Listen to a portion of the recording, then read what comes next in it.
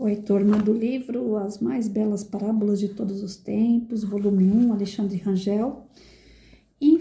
Inferioridade. Certo dia, um samurai, que era um guerreiro muito orgulhoso, veio ver um mestre zen. Embora fosse muito famoso ao olhar o mestre, sua beleza e o encanto daquele momento, o samurai sentiu-se repentinamente inferior. Ele então disse ao mestre: "Por que estou me sentindo inferior? Apenas um momento atrás tudo estava tão bem. Quando aqui entrei subitamente me senti inferior e jamais me senti assim antes. Encarei a morte muitas vezes, mas nunca experimentei medo algum. Por que estou me sentindo assustado agora?" O mestre falou: "Espera, quando todos tiverem partido responderei." Durante todo o dia, pessoas chegavam para ver o mestre, e o samurai estava ficando mais e mais cansado de esperar. Ao anoitecer, quando o quarto estava vazio, o samurai perguntou novamente: "Agora podes me responder por que me sinto inferior?" O mestre levou-o para fora. Era uma noite de lua cheia, e ela estava justamente surgindo no horizonte. Ele disse ao samurai: "Olha para essas duas árvores, a árvore alta e a árvore pequena ao teu lado. Ambas estiveram juntas ao lado da minha janela durante anos e nunca houve problema algum. A árvore menor jamais disse à maior: por que me sinto inferior diante de você? Esta árvore é pequena e aquela é grande. Este é o fato. E nunca ouvi sussurro algum sobre isso." O samurai então argumentou: "Isso se dá porque elas não podem se comparar." O mestre replicou: "Então não precisa me perguntar. Você sabe a resposta. Quando você não compara, toda a inferioridade e superioridade desaparecem. Você é o que é e simplesmente existe. Um pequeno arbusto ou uma grande e alta árvore. Não importa, você é você mesmo. Uma folhinha da relva é tão necessária quanto a maior das estrelas. O canto de um pássaro é tão necessário quanto qualquer Buda, pois o mundo será menos rico se esse canto desaparecer. Simplesmente olhe à sua volta. Tudo é necessário e tudo se encaixa. É uma unidade orgânica. Ninguém é mais alto ou mais baixo, ninguém é superior ou inferior. Cada um é incomparavelmente único. Você é necessário e basta. Na natureza, tamanho não é diferença. Tudo é expressão igual de vida." Eu sempre falei com os meus alunos sobre isso, né? Porque sempre tem aqueles que terminam a lição primeiro do que o outro, tem aqueles que gostam de fazer trabalho mais bonito do que o outro, aquele que tem a caneta mais bonita do que o outro, que vai passear no final de semana e volta contando as suas viagens, aquele que não sai de casa, aquele que não tem um parquinho, aquele que não tem uma bola. Então, a gente que trabalha com criança de diferentes níveis, sejam econômico, social, familiar, educacional, cultura, a gente está sujeito com essas diferenças que algumas vezes é complicado para trabalhar com os menos favorecidos, porque eles se sentem inferiores.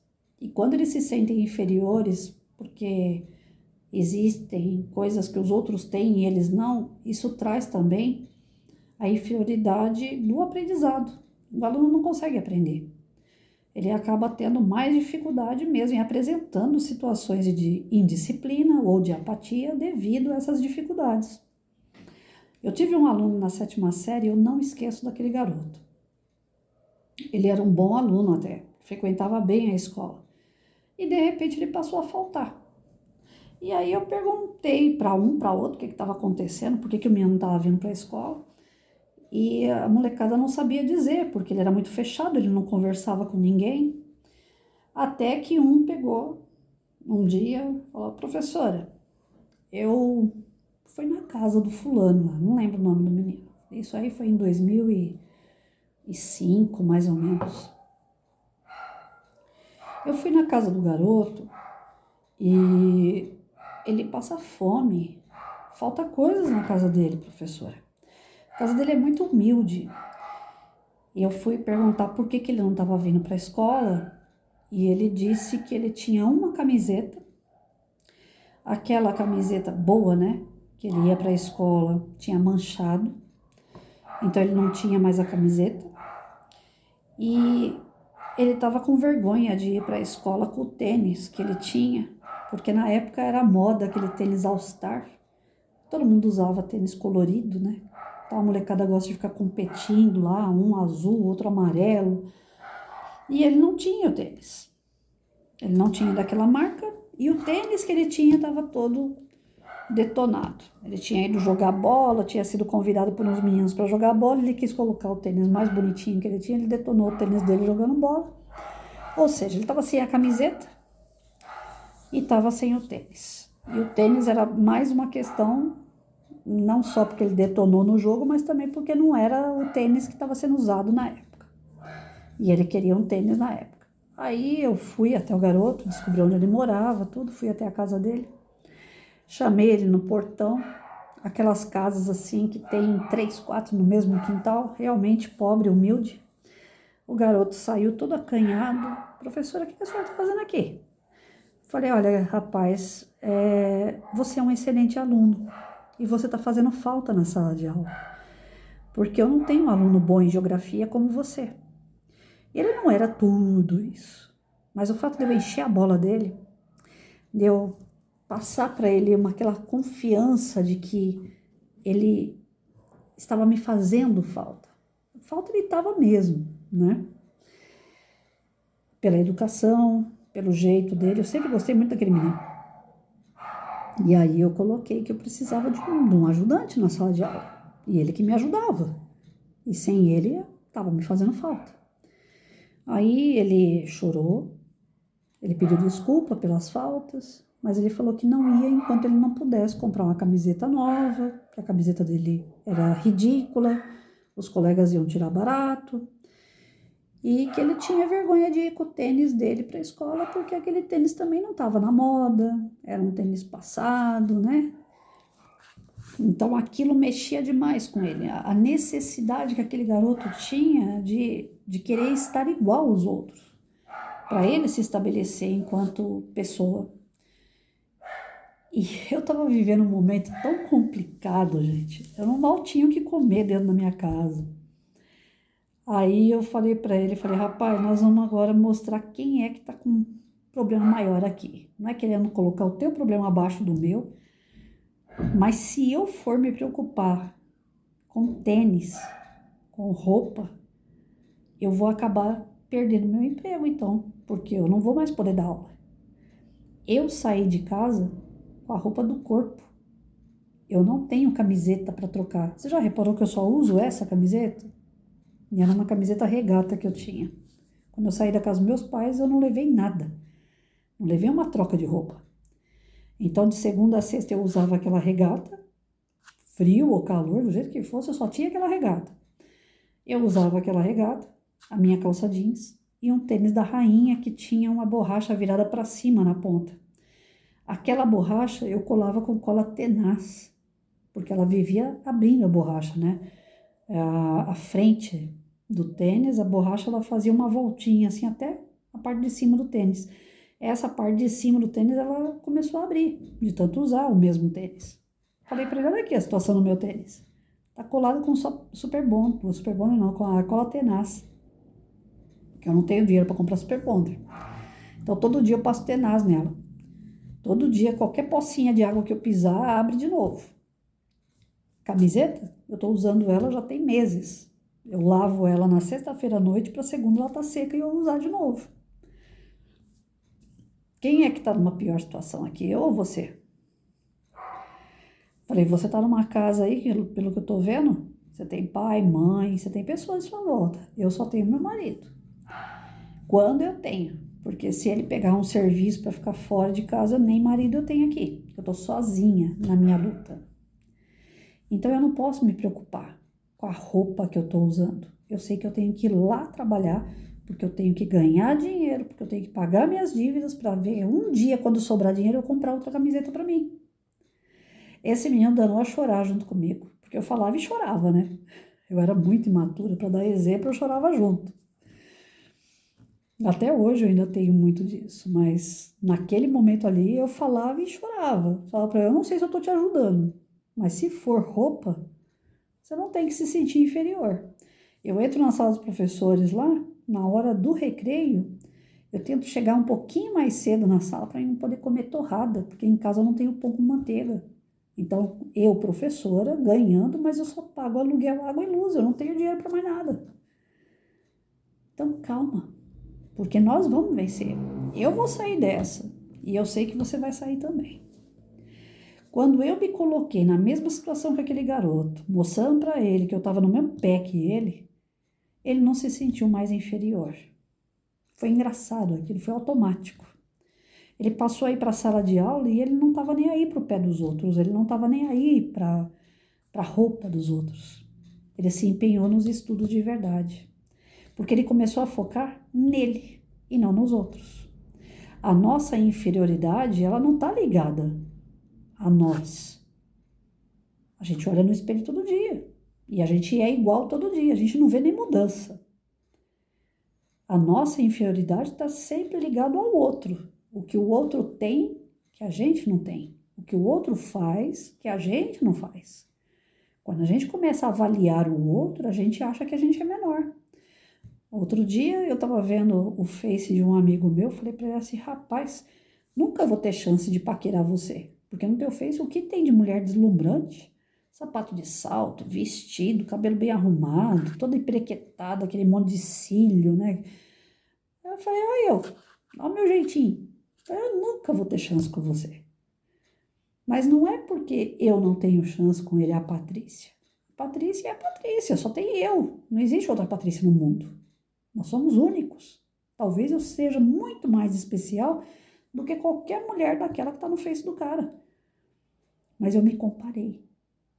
Eu olhei para os vestidos, eu olhei para as maquiagens, para os cabelos. Eu achei que eu sou um zero à esquerda. Então a nossa inferioridade, ela não está ligada na gente. Ela não está na gente. Nós não temos isso. Nós criamos isso dentro de nós. Nós criamos a inferioridade. E também tem aquelas pessoas que são orgulhosas, que criam a sua superioridade, que acham que são muito, a última bolachinha do pacote. Só que esquece que a última bolachinha do pacote é a quebrada, né? E que ninguém quer. Tem o contrário também. Do mesmo jeito que a gente cria esse sistema de inferioridade, a gente também cria o sistema de superioridade. Sabe aquelas pessoas que quando o policial manda parar o carro, ela já vem com a carteirinha dela, você sabe com quem você está falando?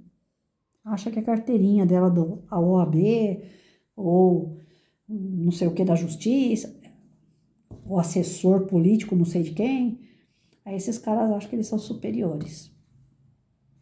Não existe nem inferioridade, nem superioridade.